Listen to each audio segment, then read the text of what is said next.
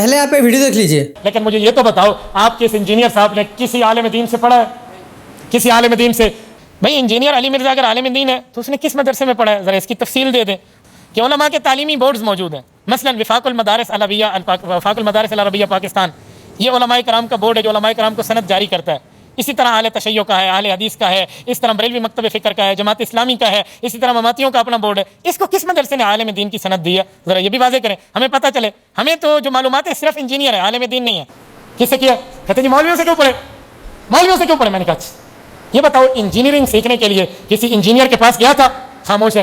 भाई इंजीनियरिंग सीखने के लिए आपको इंजीनियरिंग कॉलेज में दाखिला लेना पड़ता है। मेडिकल सीखने के लिए बायोलॉजी में टॉप करके मेडिकल क्वालिफाइड से आपको पढ़ना पड़ता है, फिर आप डॉक्टर बनते हैं। ऐसे पीएचडी नहीं होती, ऐसे एमफिल नहीं होती, ऐसे स्पेशलाइजेशन नहीं हो जाती। तो इल्म दीन पढ़ने के लिए उलमा के पास आने में कौन सा सांप सूंघ गया है? बिस्मिल्लाहिर्रहमानिर्रहीम। मेरे भाइयों, आपने वीडियो देखी जिसमें मुफ्ती अब्दुल वाहिद कुरैशी साहब ने बार बार डिग्रियों का सवाल कर रहे हैं। तो मेरे भाइयों, क्या दीन की दावत की काम के लिए डिग्री की ज़रूरत है? इसका जवाब जो है वो देंगे इंजीनियर मोहम्मद अली मिर्ज़ा साहब। तो मेरे भाइयों, वीडियो को एंड तक ज़रूर देखिए ताकि आपको पूरी बात समझ में आए। बिना किसी ताख़ीर के अल्लाह का नाम लेकर शुरू करते हैं वीडियो। इनके पल्ले कोई शय ही नहीं है जो हमारे कुरान और सुन्नत के दलाइल के मुकाबले पर लाकर अपनी पब्लिक को सेटिस्फाई कर सके। इनका तो भयानक ख्वाब ये प्लेटफॉर्म बना हुआ है, इसलिए उनको हर वक्त कोई भी दुनिया में मसला हो जाए ना, वो इंजीनियर का नाम लेना शुरू कर देंगे। इंजीनियर ने ये कर दिया। इस तरह के वसवसे पहले भी काफी उलमा ने, वो जी देखें जी, डॉक्टरी का मसला होगा हम डॉक्टर से जाके पूछेंगे, इंजीनियरिंग का मसला होगा इंजीनियर से जाके पूछेंगे। इस तरह की फिर आपको मिसालें देंगे। तो मेरे भाई, फिर आप मिंबरों से ये बात क्यों करते हैं, ये हदीस क्यों बयान करते हैं सुन्न इब्न माजा की, जो मिशकात में मौजूद है? अगरचे इसकी सनद में कलाम है, लेकिन इसका मतन कुरान और सुन्नत के ऐन मुताबिक है। इसे तलक्की बिल कबूल हासिल है कि इल्म दीन हासिल करना हर मुसलमान मर्दो औरत पर फर्ज है। तो इसका क्या मतलब है कि हर मुसलमान मर्दो औरत ने उलमा वाली डिग्री लेनी है मदरसे से, या उतना बेसिक इल्म हासिल करना है जितना उसकी 24 घंटे की जिंदगी गुजारने की जरूरत है? वरना तो सारों को फिर डिग्री होल्डर होना चाहिए। और डिग्रियां तो मैं तो ना एंड तक खोलांगा कि डिग्रियां दी औकात के है। वैसे तो साडी वीडियोस में खुल चुकी है औकात, तो कहेंगे नहीं, हर बंदे को इल्म दीन हासिल करना चाहिए। फिर जामिया तिरमिजी की एक हदीस है, उसकी सनद में कलाम है, लेकिन उसको सपोर्टिव इब्न अब्बास का कौल है कि हिकमत मुमिन की गुमशुदा मिरास है, जहां से भी मिले उसे हासिल कर लो। है कि नहीं? नबी सल्लल्लाहु अलैहि वसल्लम को कुरान में कौन सी दुआ सिखाई गई है? अल्लाह मेरे इश्क व सुरूर में, मेरे विजदान में इजाफा कर दे। या कुर रब्बी ज़िदनी इल्मा, ऐ मेरे रब मेरे इल्म में इजाफा कर, है ना? कुल हल यस्तविल्लज़ीना यअलमून वल्लज़ीना ला यअलमून इन्नमा यतज़क्करु उलुल अलबाब। ऐ नबी तुम फरमाओ, भला इल्म वाले या बगैर इल्म वाले बराबर हो सकते हैं? नसीहत तो नहीं हासिल करते मगर अक्ल वाले। इश्क दे चले नहीं सर, ना ना ना ना, अक्ल वाले। इश्क दे चले जड़े ने इत्थे मेरे हथों मारे गए, अग्गू फरिश्तियां दे हथों मारे गए। अक्ल वाले। इन्नमा यख्शल्लाह मिन इबादिहिल उलमा, अल्लाह की खशियत और मार्फत तो सिर्फ अहले इल्म को है। और इल्म से मुराद सिर्फ हनफी बरेलवी डिग्री, हाँ नहीं नहीं नहीं नहीं नहीं, सिर्फ हनफी देवबंदी डिग्री नहीं नहीं नहीं नहीं, सिर्फ अहले हदीस की डिग्री नहीं नहीं नहीं, ये तो सारे 8-8 साल के कुम यूनिवर्सिटी ईरान की 17 साल की शिया की डिग्री है। तो डिग्रियां दी औकात है। एक अनपढ़ भी बरेलवी देवबंदियों के बड़े आलिम दीन को कहेगा वो तो है ही गुमराह, तो मुराद यह है कि उससे बड़ा वो आलिम है। और एक आम अनपढ़ देवबंदी बरेलवियों के उलमा को कहेगा ये तो है ही गुमराह। इसका मतलब है कि देवबंदियों का आम अनपढ़ बंदा बरेलवियों के उलमा से बड़ा आलिम। ए डिग्री दी औकात जे रखो इन्हों अपने कोल। और हमारी डिग्री अल्लाह के नबी ने हमें दी है सल्लल्लाहु अलैहि वसल्लम। बल्लिगु अन्नी वलौ आया, सही बुखारी, पहुंचा दो मेरी तरफ से अगरचे तुम्हें एक आयत ही आती हो ना, आगे पहुंचा दो। इसके बाद किस डिग्री की जरूरत है? जिसे वुजू का तरीका आता है वो दूसरों को सिखाए। नहीं जी, उलमा से पूछना चाहिए। और सरकार ये आप क्यों रोन मार रहे हैं? हम कब कहते हैं कि उलमा से ना पूछे? हम ही तो हैं जो कहते हैं पूछो मौलवियों नो, कितने लिखे? हाँ, वो कहते नहीं अगला जुमला ना बोलो, बस ए पूछो के फसअलू अहल ज़िक्री इन कुंतुम ला तालमून, सवाल करो अगर तुम्हें इल्म नहीं है तो उन लोगों से जो उस फील्ड के एक्सपर्ट है। भाई निकाह तलाक का मसला होगा तो मौलवियों से पूछेंगे, लेकिन अगर कुरान हकीम में बायोलॉजी से मुतालिक, जियोलॉजी से मुतालिक, एस्ट्रोनॉमी से मुतालिक, फिजिक्स से मुतालिक 1000 के करीब साइंटिफिक फैक्ट्स के ऊपर, फिजिकल फिनोमेना ऑफ नेचर के ऊपर, कानून कुदरत के ऊपर आयात होंगी, तो सर उलमा को तो साइंस नहीं आती है, वो तो फिर हम गोरों से जाके पूछेंगे ना। तो आज तक किसी इंजीनियर डॉक्टर ने कहा कि उलमा से जाके कुरान की 1000 आयात के बारे में ना पूछो, ये तो जाहिल है? वो कहते हैं नहीं, पूछो, हो सकता है उन्हें पता हो और बता भी दें तुम्हें, लेकिन खुद से नहीं बता रहे होंगे। जाहिर है कि वो तो کسی سائنٹسٹ کے علم سے، تو پھر سر یہ سائنٹسٹ کا ہی حوصلہ ہے نا، ٹھیک ہے نا، کہ وہ کہتے ہیں آپ ہمارا علم جو آپ نے ہم سے حاصل کیا ہے ہم سے ڈگری لیے بغیر آگے بیان کریں۔ سر میں نے میکینیکل انجینئرنگ کی ہوئی ہے، اگر کوئی انجینئرنگ کے اوپر بات کرتا ہے اور صحیح بات کرتا ہے میں کبھی اسے ڈگری نہیں مانوں گا، یہ ہمارا حوصلہ ہے۔ مولوی سے پوچھ لیں کہ اگر تو اپنے گھر کا ایئر کنڈیشن لگوا رہا ہو اور اے سی کا جو انر یونٹ ہے یہ تھوڑا سا ٹیڑھا لگ جائے اور دیکھنے میں نظر بھی آ رہا ہو، تو تم کاریگر کو یہ نہیں کہتے ہو کہ یار اسے ذرا سیدھا کر کے لگاؤ، اور آگے سے اگر وہ کاریگر کہے کہ تیرے پاس وہ ڈگری نہیں ہے، فیلڈ تو میری ہے، ہاں کہنا چاہیے نا۔ پنکچر لگوانے جاتے ہیں موٹر بائک کا، آپ نے تو کبھی پنکچر نہیں لگایا، لیکن آپ اسے کہتے ہیں یار ذرا دیکھ لی کوئی اور ٹیوب پنکچر نہ ہوئے، وہ ڈالنے لگے تو آپ کہتے ہیں ٹائر بھی ہاتھ مار کے چیک کریں کوئی کیل نہ لگا ہوا ہو، آگے سے وہ کہے کہ یہ میرا کام ہے یا آپ کا کام ہے، جا تو سپارے پڑھا تیرا جڑا کام ہے، کہتا کوئی۔ اس کا مطلب ہے کہ وہ پنکچر لگانے والا، وہ ایئر کنڈیشن فٹ کرنے والا، وہ موچی جو جوتیاں گانٹ رہا ہے اور آپ کے مشوروں کو اکوموڈیٹ کر رہا ہے، وہ ان مولویوں سے بہتر ہے، کم از کم کتے کی طرح پڑھتا تو نہیں نا، آگے سے اکوموڈیٹ کرتا ہے نا، یہ تو نہیں کہتا تیری فیلڈ نہیں ہے، کامن سینس کی بات ہے۔ تو یہ تو پھر ان لوگوں کا حوصلہ ہے کہ وہ قبول کرتے۔ میں آپ کو بتاؤں، میں میکینیکل انجینئرنگ کے دوران میں ٹاپرز میں سے تھا، مجھے نہیں یاد پڑتا کہ کوئی دن گزرے ایسا جس میں نے کسی استاد کی غلطی بھری کلاس میں نہ نکالی ہو ادب کے دائرے کے اندر کہ سر یہ اس طرح نہیں ایسے، اور مجھے نہیں یاد پڑتا کہ ان 5 سالوں میں کبھی کسی استاد نے مجھے ڈانٹا ہو، یہی کہا کہ بیٹا تھینک یو، یہ کیا کہتے ہیں تھینک یو، چک کے باہر سٹو انہوں، یہ جرت سانو پوچھ رہے۔ یعنی آپ دیکھیں کہ دنیاوی ٹیچرز میں اتنا حوصلہ ہے جو ان مولویوں میں نہیں ہے، پھر کہتے ہیں یہ ہماری عزت نہیں ہے، بھئی عزت کرواؤ نا۔ اور مجھے یہ بتائیں آج تک آپ کسی آنکھ کے اسپیشلسٹ کے پاس گئے ہوں آنکھ کا علاج کروانے، اور وہ آپ کو آگے سے یہ مشورہ دے کہ یار یہ آپ کی آنکھ ٹھیک ہو جائے گی، لیکن دائیں آنکھ ٹھیک کرنے کے لیے آپ کا دایاں پاؤں کاٹنا پڑے گا، تو آپ کیا کہیں گے؟ ٹھیک ہے فرما دیا، اسپیشلسٹ نے فرما دیا ہے، لات بٹوا لو گے؟ کیا کہو گے کہ یار اتنی تو عقل مجھے بھی ہے کہ آنکھ کے لیے مطلب پاؤں کو کاٹنا پڑے گا، آپ کسی دوسرے کے پاس جائیں گے، تیسرے کے پاس جائیں گے تو پتہ چل جائے گا کہ ڈنگر ہے، یہی پتہ چلے گا نا۔ تو علماء کے مسئلے میں بھی جب ایاک نعبد و ایاک نستعین کے بعد آپ بابوں کو پکارنا سن رہے ہوتے ہیں تو اس وقت آپ کی عقل کیوں نہیں کام کرتی؟ کسی دوسرے کی بھی بات سنیں کہ وہ کیا کہتا ہے اس مسئلے میں، کہ واضح لکھا ہوا ہے کہ عبادت اللہ کی کرنی ہے، مدد اسی سے مانگنی ہے۔ ادھر جب آپ کو مولوی کہانی کراتا ہے جی روٹی امی سے نہ مانگیں، بھئی کس نے کہنا مانگ؟ قرآن میں لکھا ہوا ہے کہ مانگ ماں سے، وَتَعَاوَنُوا عَلَى الْبِرِّ وَالتَّقْوَى وَلَا تَعَاوَنُوا عَلَى الْإِثْمِ وَالْعُدْوَانِ، نیکی اور پرہیزگاری کے کاموں میں ایک دوسرے کی مدد کرو، برائی میں الگ رہو۔ لیکن دعا مانگنا یہ ظاہری اسباب تو ٹھیک ہے، دعا صرف اللہ کے ساتھ خاص ہے۔ بارش کون برساتا ہے؟ اللہ۔ ڈیوٹی کس کی؟ فرشتوں کی۔ تو بارش کس سے مانگیں گے؟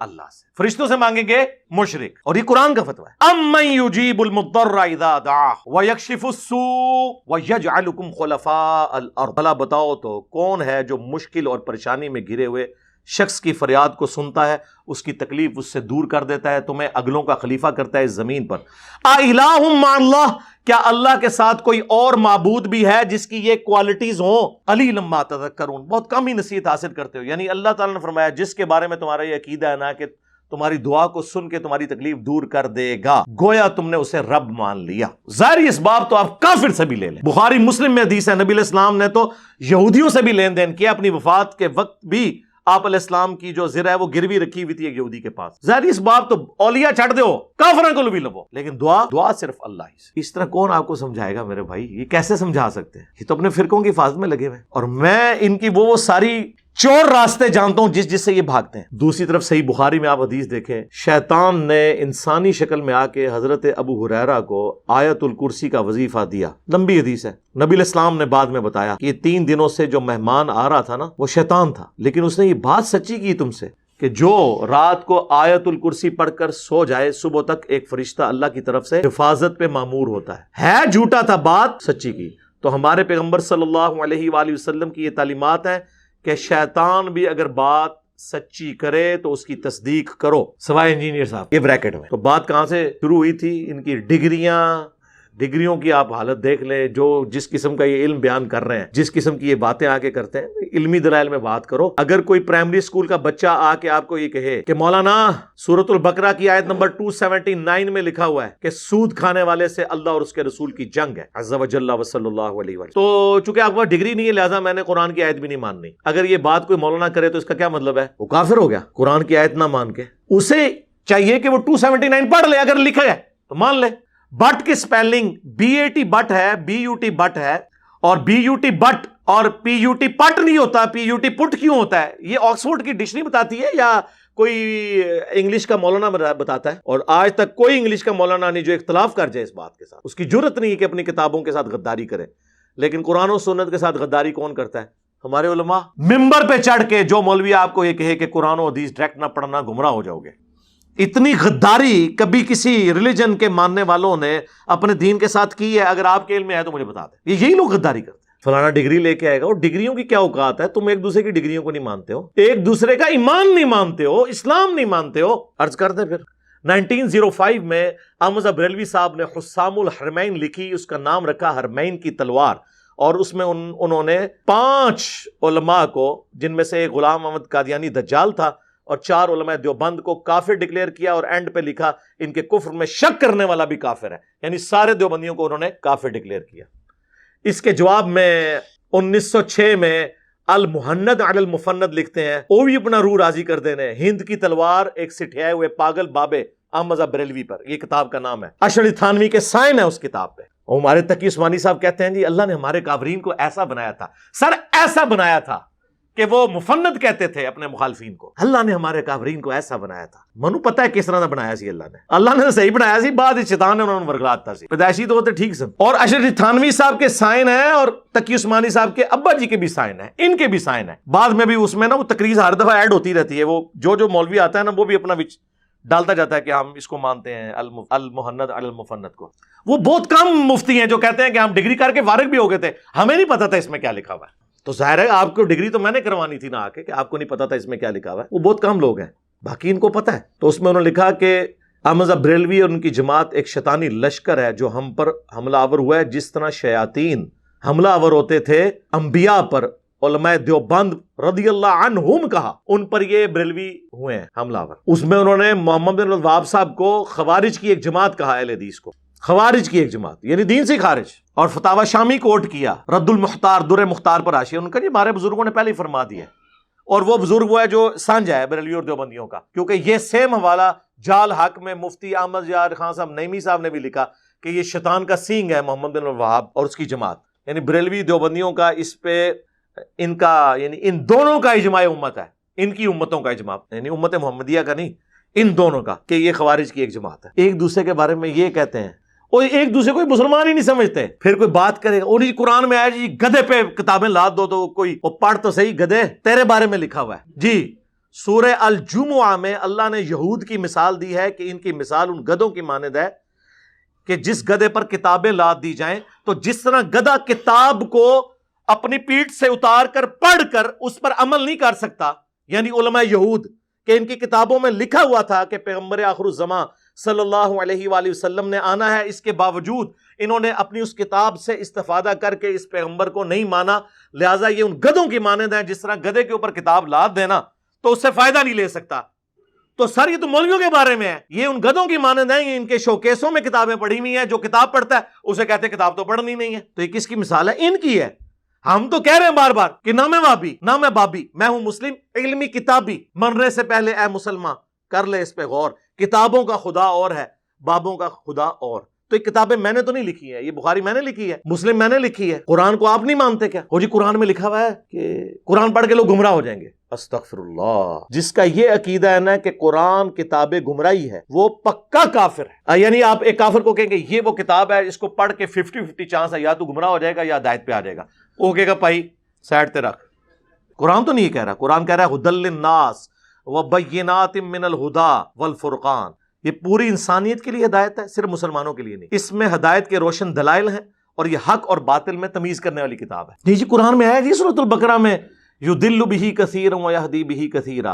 اور بھائی پوری آیت پڑھ تیرے بارے چ ہے. وہ سٹارٹ اس بات سے ہو رہا ہے. اللہ تعالیٰ فرماتا ہے اللہ تعالیٰ اس بات سے حیا محسوس نہیں کرتا کہ وہ مچھر کی مثال بیان کرے یا کسی حقیر چیز کی. یعنی اللہ کو یہ نہیں ہے کہ میں اپنے کسی کوئی اتنی زیادہ بڑی علمی بات کر کے روب ڈالوں. میں آسان پیرائے میں بات کرتا ہوں کیونکہ یہ کتاب میں نے ہدایت کے لیے کتاب بنائی ہے، ایک پڑھے لکھے کے لیے بھی، ایک ان پڑھ کے لیے، ایک ڈاکٹر انجینئر کے لیے بھی، ایک ریڈی بان اور موچی کے لیے بھی. تو اللہ تعالیٰ فرماتا ہے کہ ہم تو کوئی اس میں شرم محسوس نہیں کرتے کہ ہم مچھر کی مثال بیان کریں.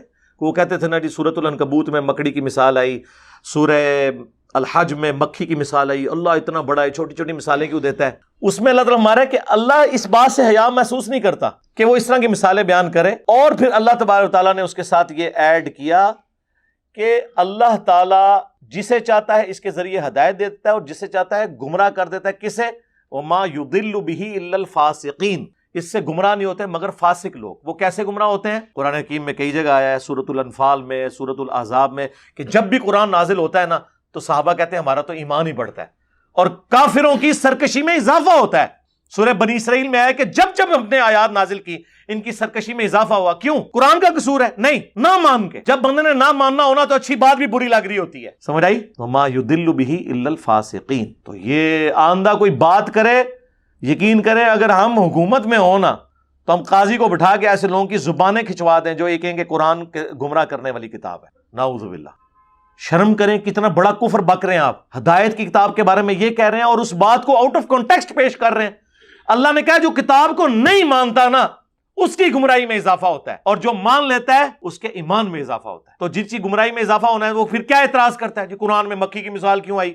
تو جو مان رہا ہوتا ہے وہ یہ ٹانٹ کرتا ہے اللہ کو. تو اللہ فرماتا ہے یہ جو میں مکھی اور مچھر کی مثالیں آئی ہیں نا یہ اسی لیے ہیں کہ چونکہ تم نے ماننا نہیں ہے، نہ مانو، گمراہ ہو، کفر کی موت مر جاؤ. یہ الزامی جواب کے طور پر. لیکن یہ لوگ پھر اس طرح آؤٹ آف کانٹیکسٹ چیزیں پیش کرتے ہیں. تو سر تواڈے تے پھر اللہ نے شے ایسی چھڈی ہے کہ سارے جن و انس بھی اکٹھے ہو جاؤ نا، قرآن و سنت کے دلائل کا مقابلہ آپ نہیں کر سکتے اللہ کے فضل سے. یہ ان کی کہانیاں ہیں نا جو پیش کر رہے ہوتے ہیں آپ کو. کبھی کچھ پیش کر رہے ہوتے ہیں، کبھی کچھ پیش کر رہے ہوتے ہیں. اللہ کے فضل سے ہمارے نبی علیہ السلام نے حجۃ الوداع پر 2 چیزیں چھوڑی. المستدرک للحاکم میں حدیث ہے، کتاب اللہ اور سنت کا مضبوطی سے پکڑ لینا، کبھی گمراہ نہیں ہوگے. غدیر خم پہ صحیح مسلم میں آتا ہے 2 چیزیں چھوڑی، کتاب اللہ اور میرے اہل بیت. کتاب اللہ کو پکڑ لینا، کبھی گمراہ نہیں ہوگے. اہل بیت کے ساتھ اس نے سلوک کرنا. اللہ کے فضل سے پوری زندگی تقریر کی. صحیح مسلم میں حدیث ہے، اما بعد فإن خیر الحدیث کتاب اللہ. آگاہ ہو جاؤ سب سے بہترین کلام اللہ کی کتاب ہے. وخیر الہدی ہدی محمد صلی اللہ علیہ وآلہ وسلم. سب سے ہدایت یافتہ راستہ محمد صلی اللہ علیہ وآلہ وسلم کا ہے. بدترین کام وہ ہیں جو دین میں خود سے داخل کیے جائیں. یہ تمام کام بدعتیں ہیں، تمام بدعتیں گمراہیاں ہیں اور تمام گمراہیاں جہنم میں لے جانے والی ہیں. اور وصی چھوڑا قرآن. بخاری مسلم میں آتا ہے، عبداللہ ابن ابی اوفا سے پوچھا گیا نبی علیہ السلام نے کسی کو وصی بنایا تھا؟ انہوں نے کہا کہ ہمیں اللہ کے نبی علیہ السلام نے کتاب اللہ کے مطابق چلتے رہنے کی وصیت کی تھی. یعنی یہ کتاب اللہ کے نبی کا وصی، یہ آپ کا خلیفہ، یہ آپ علیہ السلام کی دعوت کا انسٹرومنٹ. یہ وَأُوحِيَ إِلَيَّ هَذَا الْقُرْآنُ لِأُنذِرَكُم بِهِ وَمَن بَلَغَ. اے نبی تم فرما دو قرآن مجھے اس لیے وحی کیا گیا کہ میں اس قرآن کے ذریعے تمہیں تبلیغ کروں، تمہیں ڈر سناؤں آخرت کا، اور جس تک یہ کتاب پہنچ جائے. احادیث ہماری ریفرنس کتاب ہے، ٹیکسٹ بک ہماری قرآن ہے. تو وہ اللہ کا شکر ہے اب عوام ان سے خود پوچھے گی کہ بتاؤ کہاں لکھا ہوا ہے. ہم ہی لوگوں کو یہ کہہ رہے ہیں کہ علماء سے جا کے پوچھو. اس پلیٹ فارم کے علاوہ کوئی پلیٹ فارم کوئی روئے ارض پہ موجود ہے جو یہ کہتا ہو کہ ساروں کو سنو پھر ہمیں بھی سنو اور فیصلہ کرو؟ یار اتنا حوصلہ کس میں ہوتا ہے؟ ان میں سے کوئی کہتا ہے سارے یہ مل کے کہہ رہے ہوتے ہیں انجینئر کو نہ سنو. کیوں کہہ رہے ہوتے ہیں بھائی؟ اتنا ڈر آپ کو کیا لگ گیا؟ ہم نے کبھی کہا کسی کو نہ سنو؟ مجھے یہ یقین ہوتا ہے کہ جب آپ کسی اور کو سنیں گے تو آپ کو یقین ہو جائے گا کہ ہم جو ان کے بارے میں کلیم کرتے ہیں نا کہ پورے جی ظاہر ہے پورے نے جو اسکول نہیں سن پڑھ دے، ماں پیو نے کیا ہے پڑھنے جو کہتے نہیں، انہوں نے مدرسے پاؤ. پھر اس قسم دی ان پٹ جس طرح کی آؤٹ پٹ بھی اسی قسم کی نکلے گی نا. لوگ کہتے ہیں جی وہ مدارس کی آؤٹ پٹ مولانا مودودی اور ڈاکٹر ذاکر نائک اور ڈاکٹر اسرار اور احمد دیداد یہ لوگ کیوں نہیں ہوتے؟ وہ سارے ادھر جو آگے ہوئے ہیں ادھر تو وہ جائیں گے جو آپ نے جس قسم کے لوگ ڈالے ہیں، تو پھر آؤٹ پٹ اس قسم کی نکلے گی. تو اس میں عوام کا بھی قصور ہے. تو آندہ جب کوئی اس قسم کی بات کرے تو سب کو یہ کہا کرے کوئی علمی بات کرو. ٹھیک ہوگا جی؟